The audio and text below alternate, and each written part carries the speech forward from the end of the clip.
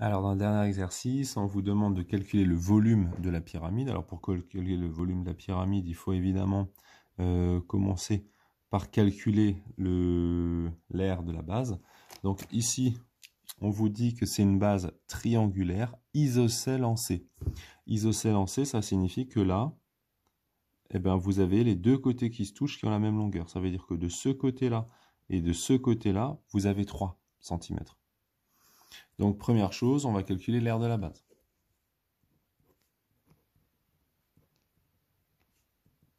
Comme c'est un triangle isocèle, c'est un demi-rectangle. Si vous voulez, je peux vous le faire ici en vue de dessus. Donc, on a 3 ici, 3 ici. Vous avez un angle droit ici. Donc ça, c'est un demi-rectangle. Donc, on fait 3 fois 3 divisé par 2. En réalité, c'est un demi-carré, mais bon, on n'est pas... Ça ne change plus rien.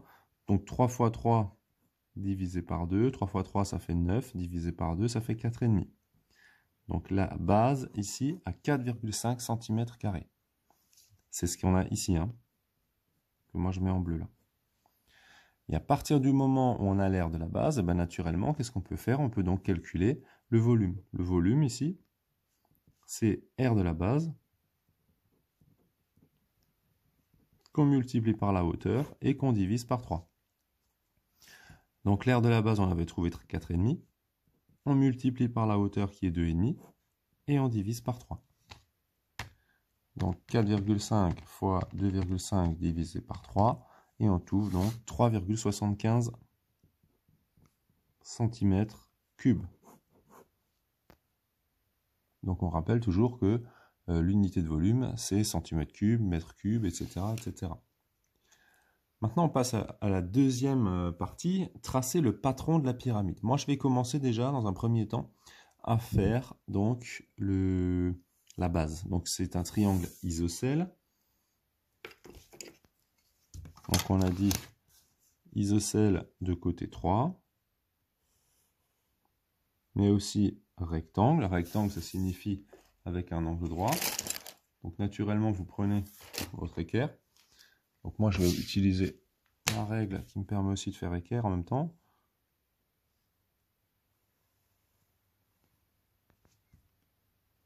Voilà. Dès lors où j'ai fait la base, maintenant, qu'est-ce que je vais pouvoir faire? Eh bien, je vais pouvoir simplement tracer les côtés associés. Donc, je vais mettre déjà les lettres. Voilà. Ensuite, quand on observe, vous avez ici un premier triangle. Le triangle BAC, c'est peut-être le plus facile. Pourquoi? Parce qu'il monte, il y a cet angle droit en B, et il monte de 2,5. Donc, si on observe, angle droit en B, et je monte de 2,5. Donc, je me mets bien en angle droit. Moi, j'arrive à être en angle droit avec ma règle parce que j'arrive à aligner ici les graduations qui sont opposées, hein. Donc, autant en profiter. Donc, je monte de 2,5. Donc, 1, 2,5.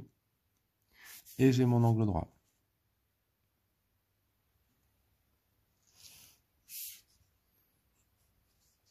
Et là, j'ai le point A.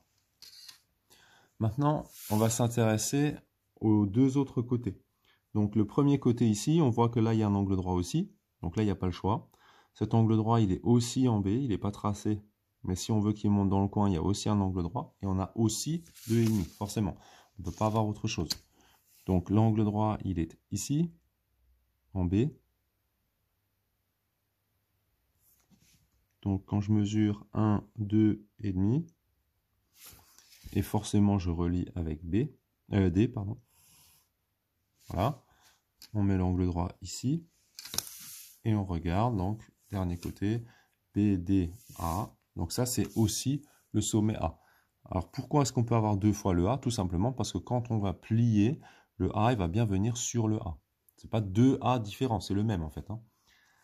Et enfin, le dernier côté, alors ça, je ne sais pas si tout le monde arrive à imaginer ou pas, mais en fait, là, forcément, il y a ce côté qui doit avoir la même longueur que lui, et le côté AD, il est vrai pour le triangle BAD, mais aussi pour le triangle ADC. Ça veut dire que le triangle qui est ici, à droite, forcément, le premier côté, il a la même longueur que CA, puisque si on veut que les deux se collent ensemble et que ça ne dépasse pas, Il n'y a pas d'autre choix. Et dans l'autre triangle, eh ben, vous devez avoir la longueur DA, parce que sinon, pareil, il ne serait pas possible de les coller ensemble. Alors là, ça dépasse un petit peu. On va prolonger un peu le premier arc de cercle. Voilà. Et donc, on obtient le dernier sommet. Et donc, le sommet ici, c'est aussi A, puisqu'il va aussi se coller au A qui est là et au A qui est là. Donc après, évidemment, une fois que vous avez fait votre patron, ne pas hésiter ici à finalement mettre les languettes. Les languettes, je vous rappelle qu'il n'y a pas de critères de longueur, de mesure et tout ça. Donc on essaye simplement d'en faire des languettes propres, de sorte à ce que si on venait à couper, ça tiendrait correctement. Il faut juste à chaque fois se poser la question suivante, c'est cette arête, elle vient se coller avec cette arête. Donc il faut qu'à un moment donné, il y ait une languette pour les deux. Cette arête vient se coller avec celle-là, donc il faut qu'il y ait une languette pour les deux. Et enfin, cette arête vient se coller avec cette arête, donc il faut qu'il y ait une languette pour les deux.